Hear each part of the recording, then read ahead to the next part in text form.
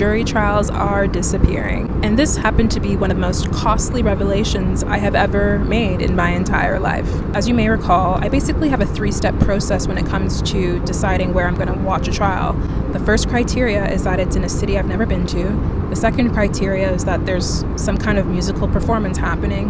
And then the third criteria is that there's a trial happening. One of those cities that I never actually got to watch a trial in was Nashville.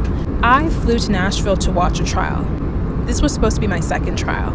I picked Nashville because I had never been there before, and it just so happens that I love country music, and at the time that I wanted to go there, LeAnn Rimes was performing. And when I picked Nashville, there were maybe like 15 trials scheduled.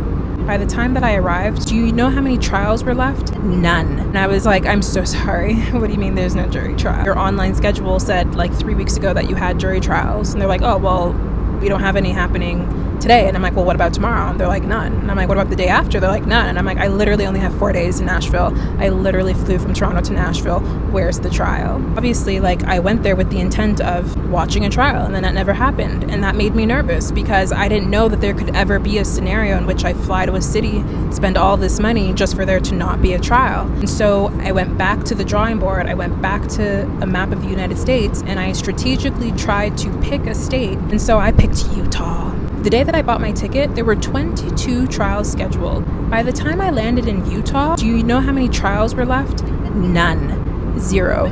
Zip. Zilch. The big goose egg. Literally none. They had all disappeared. And they were like, oh yeah, sorry ma'am, like it's like all the trials, yeah, they're all gone. And I was like, I don't think you understand. I just flew from Toronto to Utah. What do you mean all the trials have disappeared? All of them had been pleaded out. And I was like, what's going on here? This is now the second time I've flown to a city and all the trials have disappeared.